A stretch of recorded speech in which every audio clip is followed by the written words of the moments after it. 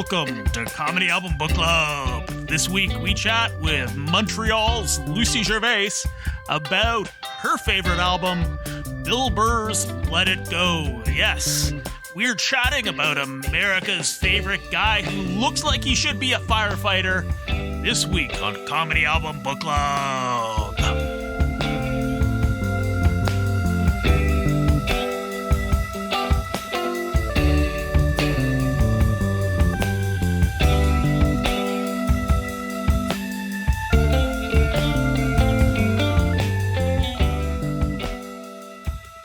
Hey everyone, thanks for tuning in. It's me, Matt, your host, and I had an awesome time chatting with Lucy Gervais.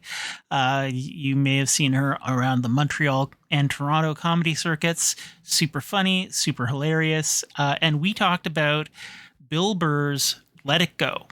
Bill Burr released Let It Go in September of 2010. And it was recorded at the Fillmore in San Francisco. Bill himself was born in June of 1968. And he just has that vibe that looks like he should be a fireman in Boston. It just exudes it when he was cast in the Pete Davidson film. That was just like, yeah, of course, that's perfect casting. And we have a great chat because, Bill Burr's outside of my comfort zone. He's not the kind of thing I usually listen to. Just no judgment. Just generally not my bag, but I really enjoyed this album. I've always felt, he's super funny, and it's just not my bag. But Lucy helped me see the light, and I had a great time. So stay tuned, and thanks for listening to Comedy Album Book Club.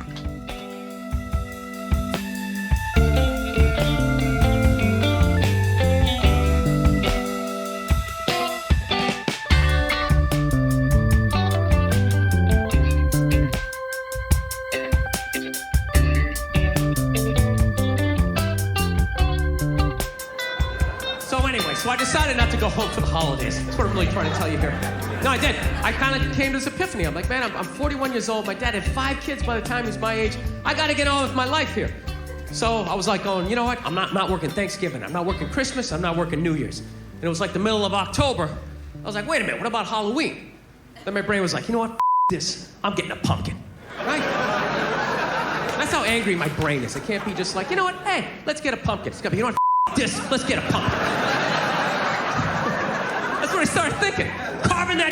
I'm handing out candy to the kids. I'm meeting them at the door. Hey, what are you supposed to be, huh? Oh, yeah? Full-size Snickers. Bam! Who does that? Who does that? Nobody. Nobody. I will break your bag with my candy. AC/DC pumpkin. You ever seen that before? You haven't, right? You tell all your friends where you've seen that. Look at you. Lean to one side. That's heavy. Here's another candy bar. You do like dumbbells. Walk right down the stairs. This is how much of a maniac I am. Do you know, this is all true. It took me 4 trips to go to the supermarket to finally be able to buy this goddamn pumpkin. Because every time I would walk in there to get it, I'd be thinking all these happy thoughts. This is a great thing. I'm embracing the holidays. It's going to bring me and my girlfriend together. This is a very loving thing to do when I reach out and grab it, and all I'd hear in the back of my head is, what are you, But immediately, I had to turn around and walk out. Welcome to Comedy Album Book Club. But today we are joined by Lucy Gervais, Montreal-based comedian, the host of The Lucy Show, has appeared at Just for Laughs, and is an all-around awesome person. Thanks for joining us today. Thank you so much for having me. Yeah. So what inspired you to choose Let It Go by Bill Burr? So of all of my favorite stand-up specials, I think this is the one that made me laugh the hardest. And I remember listening to this album for the very first time. And if I could tell the story. Yeah, please. Awesome. Okay. So this was before I moved to Montreal. I was still living in Toronto. So before I moved to Montreal, I was on a megabus from Montreal to Toronto. It's a 6-hour bus ride. It really sucks. And looking out the window is only so fun for so long. So I thought, okay, I'll just listen to some stand-up specials. That's a great way to pass the time when you're on a boring bus ride. And I didn't have any Bill Burr. Like, I hadn't listened to a ton of his specials beginning to end. I'd seen clips, I'd seen entire jokes, but never a whole special or a whole album. So I thought I would give this one a shot.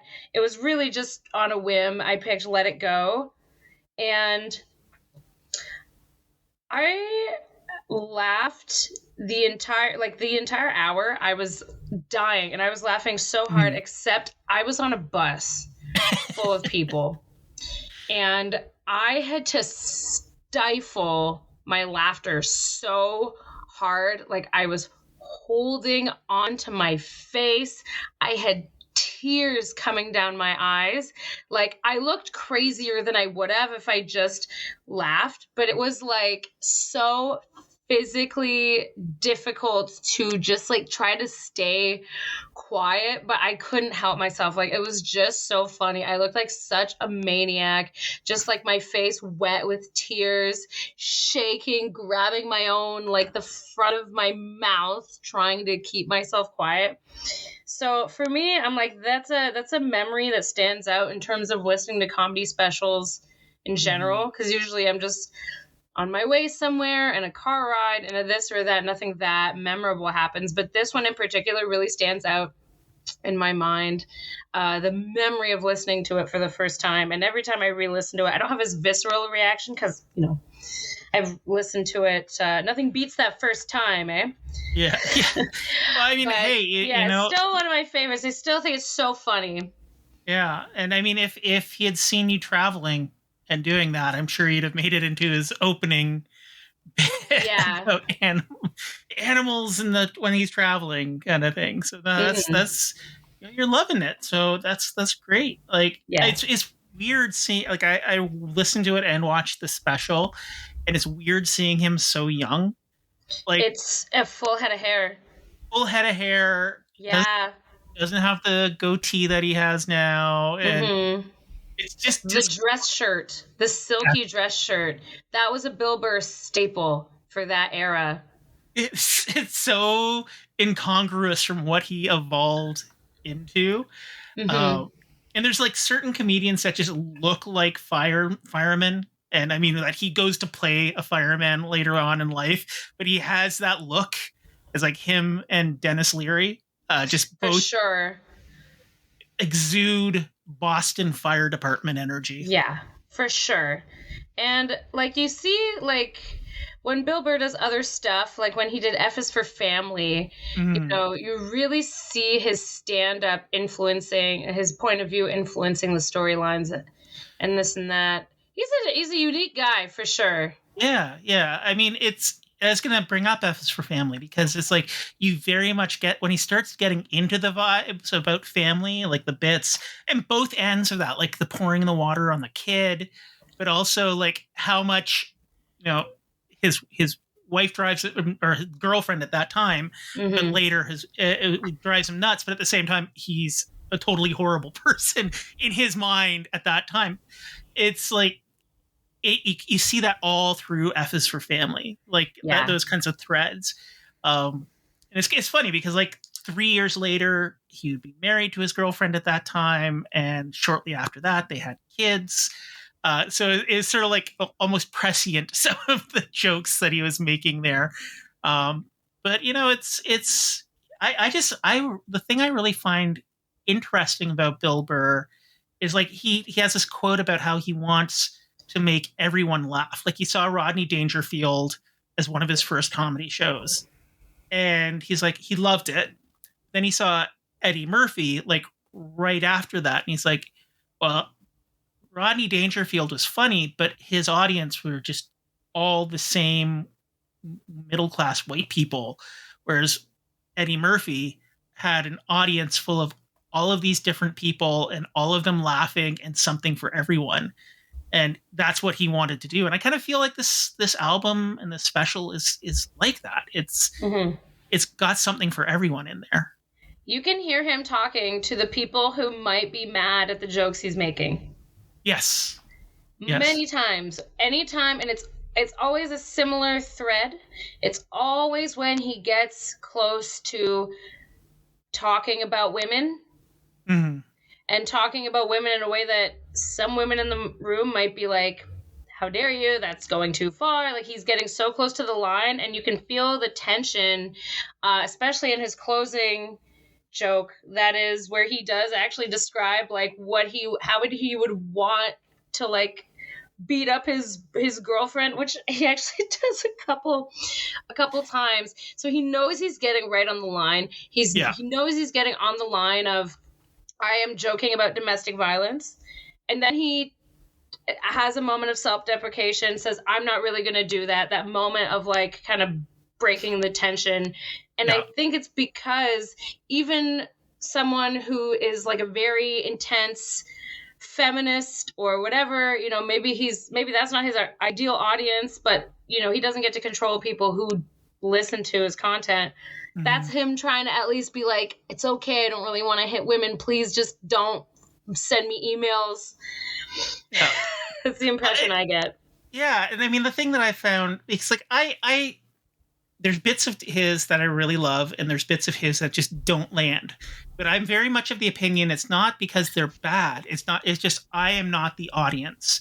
And in this album, I found it pretty much landed because, like, universally, because whenever he went down these threads, it wasn't about like violence against women. It wasn't about violence against women. It was about toxic masculinity.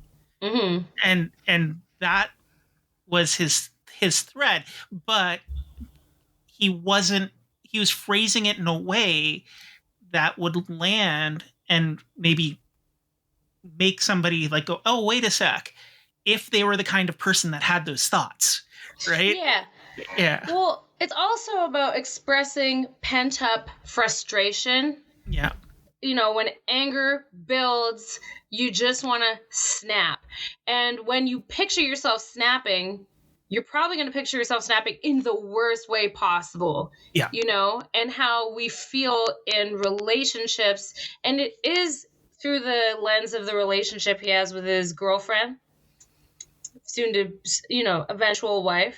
But like, that's pretty relatable across the board. Like, you get frustrated with your friends where you just want to shake them. You get frustrated with your parents where you just want to snap. So it is like toxic masculinity, in the sense that it's like being pent up, and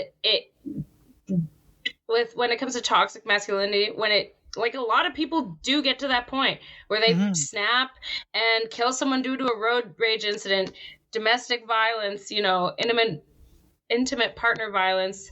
Like, yeah, those are like very, you know, those are very real things. And when I hear these jokes, I can't help but like be like, oh, we're getting so close to like that kind of territory. Yeah. But at least we're laughing at the expense of it. Yeah. You know, it's like he's doing material that in less artful hands like would be just edgelord nonsense. But it gets there so often. Yeah. Right? Yeah. But the thing is, he has that art. He has that ability to pull it back before it gets too bad, or disarm it and send people in the, like, he has the entire sort of middle section about, you know, how people just want, like, men just want to, like, he uses the F word a lot, but he's saying like that's because we're programmed not to like to laugh and love and cry and hug. Like, you know, you get a banana pancake and you die of a heart attack and your friends are calling you names.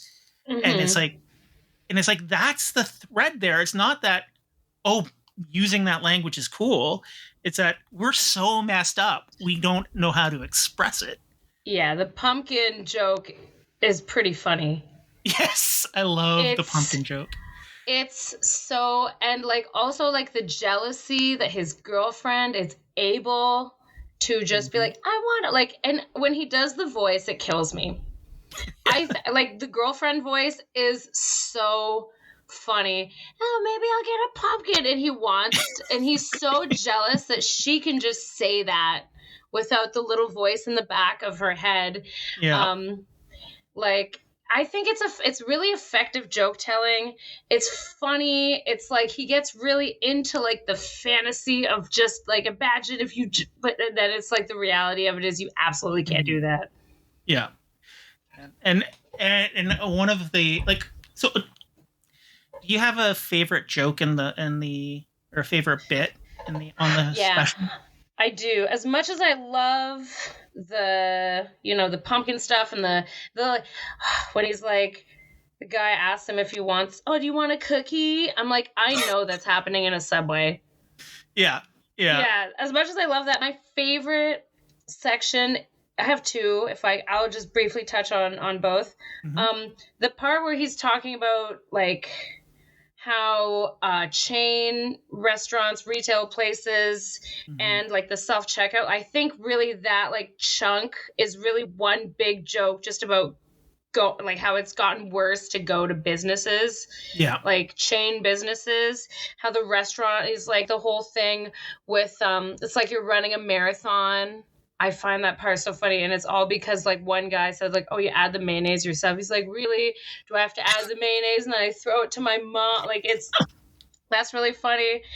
The part about having to give, like if you go buy something from like a retail place, they want your phone number, and it's like, oh, we're not going to do anything with it. It's like, that's bullshit.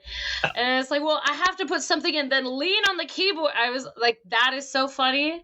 And then he closes it with the self-checkout part. And like, I mean, I think now self-checkout is taking over everything. I don't know about you, but most grocery stores here, they have one poor guy doing the cash, and they have like 10 self-checkouts, and it's an absolute nightmare. Like, I want a follow-up joke from Bill Burr about this, but just about how he's like, oh, they really just want you to show up, you pick out your crap, you bring it in yourself, you beg yourself, and then you get the fuck out of my store. Like, that is really how it feels. So that whole part is my favorite. And then I love the story about adopting the pit bull. That is, I honestly, that could have been the closer. I like a good long story like that as a closer. But so those two are my favorite sections of the special. Yeah, I love both of those sections. The pit bull story is one of my favorite as well. I'd say it is my because it's just such it's funny, but it's touching at the same time, which is such a good way to have gone out. And he shows like some sensitivity towards this dog that's been adopted, and all the jokes about rescue dogs are spot on. Yes. Yeah. So good. Like, you could never make a joke about rescue dogs without like, oh, did you get rescued from a burning building? Like, being in the back of your head. Yeah. Yeah. It's like, he went for the free dog. That's Yeah. One of the other bits that I really liked is how he tackled racism there, where he's like, that is so good. It's just there's a lot of Asian people in this restaurant. Like it's just such a, and he's like, that's not racist. That's an observation. And it's like that, and it speaks to like the hypersensitivity. But then he is like, this is how it would be racist. It's like if there's a lot of Asian people. Oh my god, and it's so funny the way he says it, and like the difference between how white people point out how like people's race and how everyone else does. Like, we just sound racist just because of the sentence structure. Yes. Oh, it's so good. Like, it's so funny. Yeah. And and that's like the nuance there, like just like you said, the sentence structure component is like, I never really thought of it before, but it's so right. Like, you just flip the expletive around, and it's like, I mean, it's still not great, but it's much less racist kind of thing. It really is. And also the joke about like Asian people driving. Yes. And he's like, it's either one or the other. It's either Tokyo drifting or you're stopped at an intersection. That kills me. I'm sorry. It's just like, it feels wrong, but it is funny. And I think that is a really fun place to be. And a lot of comedians try and they really fail. Yeah. And I think that's the thing. You got to know if you can do it. And it's not something you can do overnight. It's not something you can get to just out of the gate. It takes years of practice and years of honing your craft. Yeah. And the writing matters so much. The like in his other joke, like the sentence structure, the way you're saying things matters so much, because if it's just like a white dude talking about Asian people driving or women driving or this, that, or the other, like the way he balances it by being like, here's like proof that they're not all bad drivers, and then even making the joke that like they're bad drivers as a choice because they're bored, like they're too smart. It's like it's teetering the line, it's getting close, but it's so successful that it doesn't cross it. Yeah, and one of the things I also love, and he's kind of carried forward, is like his like, I'm so full of shit, but you're listening to me, and he hears that, that's that big bit, which like you said, I would love to hear his thoughts now about like checking stuff about the plague, because he has an entire thing. I'm like, ooh, that I was thinking that today. I was like, well, he got his plague. He got what he asked for, and it didn't work. Yeah. But the funny, like, I was like, I mean, I knew he wasn't anti-vax. I knew that, but I was like, what has he actually said? And I found this interview that he did with Joe Rogan, where he's basically, I know exactly what you're talking about. Yeah, he's just like, we don't know what the fuck we're talking about. And it's like, that's perfect. I'm not going to listen to you with no medical degree while I talk with no medical degree while we're both smoking cigars and you're sitting in front of an American flag. Yeah, exactly. That was the perfect really way to shut funny. down Joe. That's the kind of person I think he is. Yeah. Like he has his thoughts and feelings and opinions, and those are whatever. He has every right to have them, but he's also not gonna claim anything more than that is what it is. Yeah. He just doesn't want to be told what to say, what to think, what opinions to have. But he's also not going to be like, this is the end all be all opinion, which I feel like a lot of stand-up comedians really do, like, kind of, I don't know, they take themselves a bit too seriously. Yeah. They forget that they're just a human with an opinion, and a lot of other people have opinions. And there's a balance in every situation, of course. But yeah, I don't think if you ever sat down with him, I think he's the kind of person who would have anybody could have a perfectly good conversation with. Because he just seems to be not full of crap. Yeah, but he also knows what it means to be a public figure. Yeah. He knows what he's willing to be said. He knows what he's willing to say on record. And then he knows when to say, I'm not. Because he also knows what kind of influence he has, probably, that people really take. Like, people are such big fans of him and Joe Rogan that people are going to take what they say as gospel. They're going to use that. They might even use it word for word and repeat it when they're talking to other people. Just kind of, I think that was a really smart call in that interview to, well, not only like stop that train of thought, but he made it so funny too. Like that's his superpower. Yeah, he's able to disarm people by making them laugh, and it's so easy to be sanctimonious, but it's really hard to like just. What takes talent is to engage somebody who you probably disagree with, but get them to just step back because you're making them laugh so much. And the entire time Joe is laughing. And it's kind of, you get that vibe here, like that bit about suicide in the South where the woman is like, oh, well, you can't get to heaven kind of thing. It's like, geez. How do you know that? Yeah. How do you know that? That is, oh my God. See, that's the thing with this special. Yes, I have my favorite bits, but then I can't not talk about every other joke every single one has its nuggets of just like, I think that's the thing. Every single joke, it brings you to the brink of just, they're just so funny, they're just so good. Like the one where, he's like listening to his neighbor talk about his hose, and he talks about, can we just like hang this over my chimney and like tandem kill ourselves at the same time? That is so, oh my God, it's so fun. Like, yeah. And he goes dark without it ever really feeling dark, like suicide. And so it's like, okay, it's edgy-ish, but it's not like uncomfortable in that way that if you feel like gross coming out of it, right? Are we going to pretend that we don't all have those thoughts? Yeah, everybody does. Are we going to walk around being like, there are moments where I like have the most minor inconvenience and I want to jump in front of a bus, or someone says something to me that's so stupid and I'm like, I can't live anymore. I can't. So I think it's totally fair. And it's human also, and it's fun to hear someone not be scared to admit their inner monologue, in all honesty. Yeah.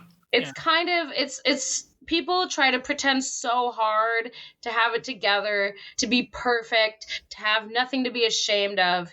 And he is really, he'll set it up in like such a way, like, this is what normal people act like or think is normal. We're just going about our lives this way, and interacting with people like that when you're aware of what they're doing is like cringe or insane or like kind of phony, like, or just also kind of like seems fine on the outside, but deep down they hate themselves for picking this kind of life. The fact that he just like addresses those things so honestly. So you have like the two characters, right? You have him and the other person. So it's like the person who's kind of going, like his girlfriend just buying a pit bull that grew up like, and then there's his inner monologue. Like, so the pit bull is basically like a rescue dog that lived by a highway in Los Angeles. And she's like, isn't that sweet? He's like, isn't that sweet? This dog has been surviving on protein. It hasn't been, it's been choking out coyotes. Like, no, that's scary. So it's like such a fun juxtaposition of like the quote unquote normal person versus him. Yeah. Yeah. And one of the things I love about the special of it, if you can watch it, is it in the credits, it ends with a picture of him and the AC/DC pumpkin, and then a picture of his dog. So it's like, these are real things. They're not imaginary. It's drawn from his life, which, that's every comedian walks that line of, okay, where do I embellish and where do I keep it real and grounded? But it's like, it just shows like, this isn't just made up. He didn't just like pull these examples from nowhere. These are actual things in his life, which also makes it feel that much more special, I feel. You need that kernel of truth. Yes. Yeah. That little kernel of truth. But I honestly like it when the whole thing is true. Yeah. That just makes, I find that more fun. But also I find people get very hung up on trying to tell a story exactly as it is. And that including very like boring parts. And I have newer comics asking me about these sorts of things. And I'm like, cut out the boring parts. Who cares? Who needs them? And then they're like, oh, like, I'm not really, I'm worried it's like not true enough. And I'm like, you just need the kernel. Like, the bigger the kernel is, the better. But like, you just need that little bit. That phrase has, that phrase is very true. Yeah. I mean, when you're like writing an essay or something, you have more, it's all about format. Like on stage, you need to get there and get to the funny much faster than on a page, where you can sort of like take your time, set the scene, meander about little details. Mm-hmm. But like, and that's the thing. There's no fat in this special. There's wasted time. Like even when he's like on a tangent, is quick. And like where he's like gets distracted by something, like dropping the cap of the water bottle. And then he's like, if that water bottle cap was on the stage, special's over, I trip, fall, and I'll have to go home, kind of thing. So yeah, exactly. It makes these moments funny. Now, that makes it feel a little more loose too, right? Yeah, yeah. I mean, I saw, I can't remember his name, British comedian a few years ago. Whitechapel. I don't know. Jack Whitehall? Jack Whitehall. Sounds... Jack Whitehall. Okay, yeah. And I mean, he was fine, but then I watched it and I was like, oh, this is fun. This is a good special that I saw live. And then I watched this. It's like literally word for word, even the like loose bits where he's like kind of riffing. I'm like, that just feels like over rehearsed to me, like that there's no variation. Like I don't expect it to be massive variations, but even his like, oh, I absently forgot something, let me try to go. It's just like, just you got to find that middle ground. Like you don't want it to be completely different, but you want it to feel organic and in the moment. I know what you mean. I'm almost like, I find when people do that, I'm almost like a little impressed if they manage to make it seem organic when it's actually something they have planned.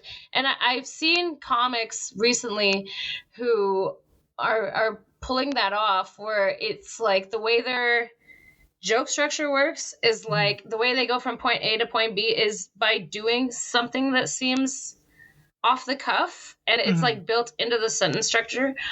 That I find pretty impressive, because that's because they've been doing it all over town or wherever, and it's been convincing every single time. But I think sometimes it can be when you're like pretending to make a mistake. Yeah, that's a little that's a little cringe. It's just finding that balance, like you know, and I mean, but if people like when people can nail the same set time after time after time, that is an impressive skill too, because I know I could never do that. I'm always like drift a little this way, drift a little that way. But when people have it totally memorized in their head, word for word, that is an impressive skill. But yeah, it's all impressive. Everything, even having the nerve to get up there, wild. You know. Yeah. Have you felt Bill Burr's influenced your style or how you approach joke writing in any way? Not necessarily writing, but definitely performing. I find when he really goes off and gets loud, I really, I don't hold back when I lean in when it comes to performing on stage. Like, I really do like to get very loud, and if I'm really like, I riff a lot. Like, that is my favorite thing to do.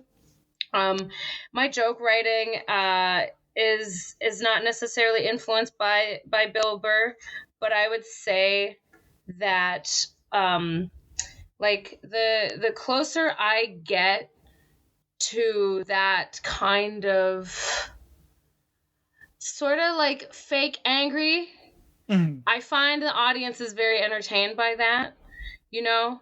And so that's something that I've seen him do like a lot, and that he does that in this special where he's like, people are always asking me why I'm yelling, and it's like, you think this is yelling?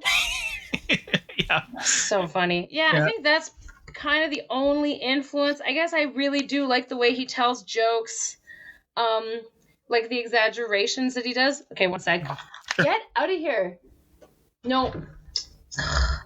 Fucking, that's it. I'm evicting my boyfriend from my apartment. He's out. He just came in to tease me, and I yelled at him. See? Bill Burr's influence. Yeah. Domestic violence will be happening after this podcast is done recording. I don't know if you noticed, there's a little cat. Beautiful cat. What's her name?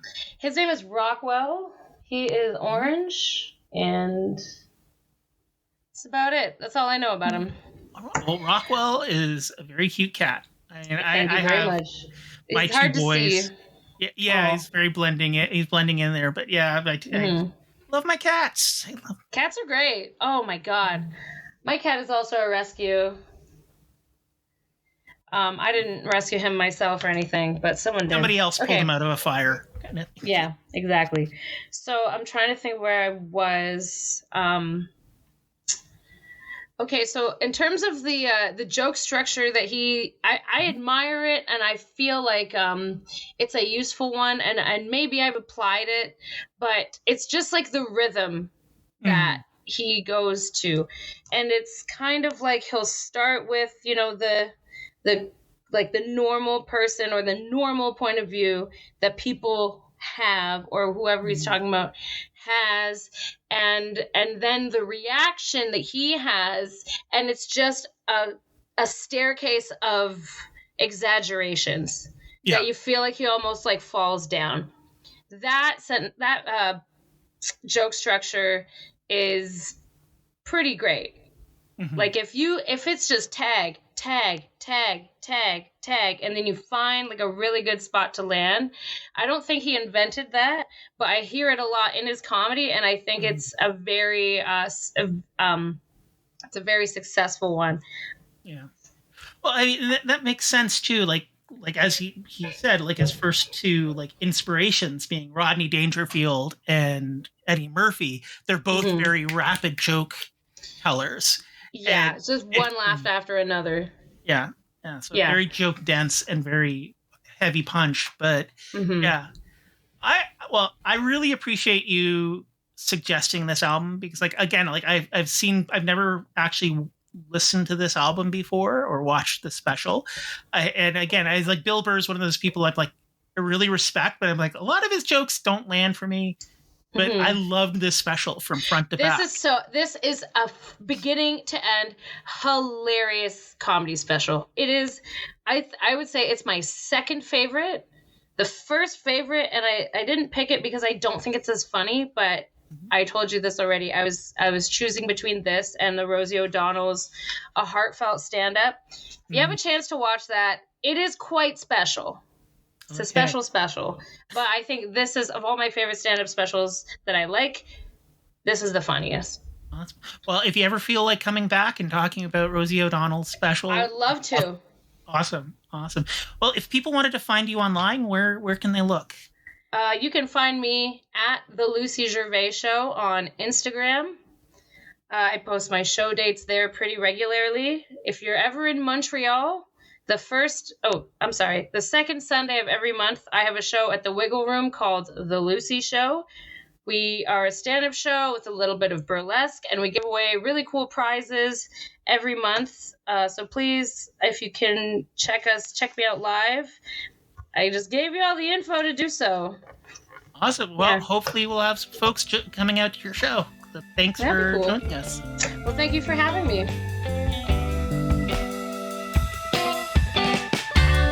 You've been listening to Comedy Album Book Club, a Far From Here comedy and ShowbizMonkeys.com co-production. Music today was performed and produced by Glenn Bouchon, Tim Matthews, Edith Falkenberg, and Jim Spruill, also known as the Something Something Quartet. Thanks for listening, and tune in next week to Comedy Album Book Club.